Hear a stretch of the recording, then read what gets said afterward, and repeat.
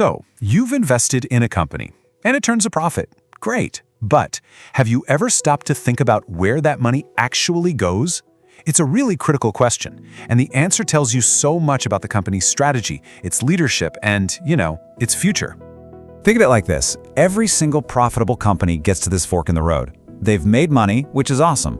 But now what do? Do they give it back to you, the shareholder, as a cash payout right now? Or do they take that money and plow it back into the business, hoping to get even bigger returns down the line? And really, this whole decision comes down to two main paths. They can pay out dividends, or they can reinvest the profits. This choice isn't just some accounting detail.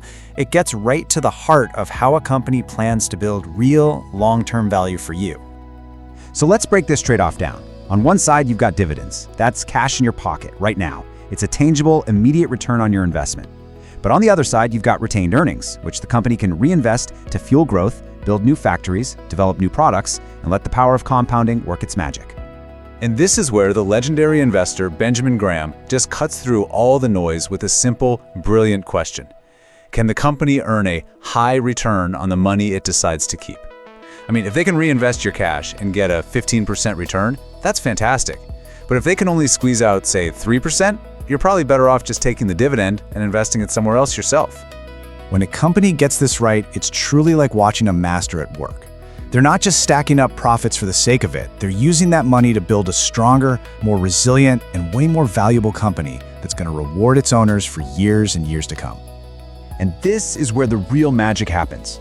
We're talking about the power of compounding in action.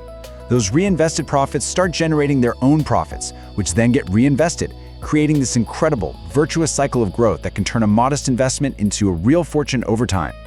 But wow, when management gets it wrong, it can be an absolute disaster. They might pay out these huge dividends they can't actually afford, basically starving the business of the cash it needs to survive. Or they might just hoard cash with no plan at all, letting it get eaten away by inflation.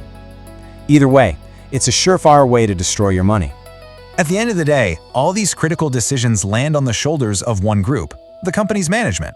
So the real question for us as investors is, are they acting like a responsible trustee with our capital? Or are they more like a tyrant, just using the company's profits to benefit themselves?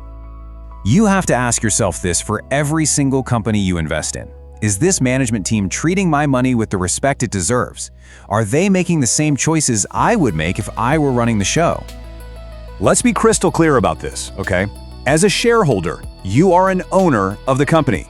Management, they work for you. Their number one job, their primary duty, is to use your money wisely to grow the value of the business. It's really that simple. And thankfully, Benjamin Graham gave us a fantastic list of red flags to watch out for. Be super wary of things like a dividend policy that changes every 5 minutes, crazy high executive pay, or a company that's suddenly diving into an industry they know nothing about. And yeah, if a company is just sitting on a giant pile of cash with no clear plan for it, that is a huge warning sign.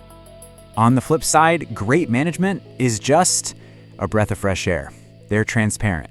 They tell you their plan. They make smart, disciplined decisions, and they are always focused on creating long-term value for you, the actual owner of the business. All this talk about management decisions brings us to a really interesting and kinda controversial topic, the share buyback. It's another powerful tool they can use, but honestly, it's one that can be used for good or for some pretty deceptive tricks. So what exactly is a share buyback? Well, it's actually pretty simple. The company just uses its cash to go out into the market and buy its own stock.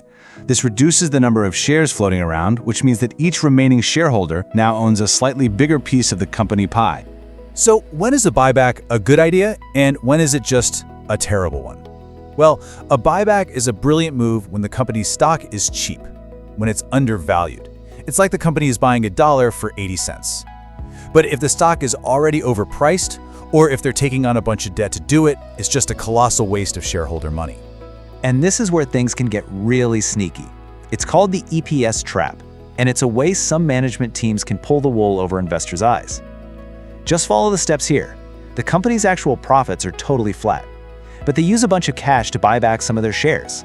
Now, because there are fewer shares, the earnings per share, the EPS number, magically goes up. It creates this total illusion of growth when in reality, the underlying business hasn't improved one bit. Okay, we've covered a lot of ground here. So let's boil it all down. What are the key things you absolutely need to remember from all this to become a more intelligent investor? All right, here are 5 rules you should basically live by. 1. If a company keeps its earnings, it absolutely must be able to reinvest them at high rates of return. 2. Never forget, management is a trustee for your money. 3. Share buybacks only make sense if the stock is undervalued. 4. A good dividend is a sustainable dividend, one they can pay even when times get tough. And 5, probably the most important, learn to tell the difference between real business growth and financial smoke and mirrors. So I'm going to leave you with a challenge. The next time you're looking at a company's earnings report, don't just stop at the profit number. Ask the deeper, more important question: where is the money really going? The answer to that? Well, it'll tell you everything you need to know.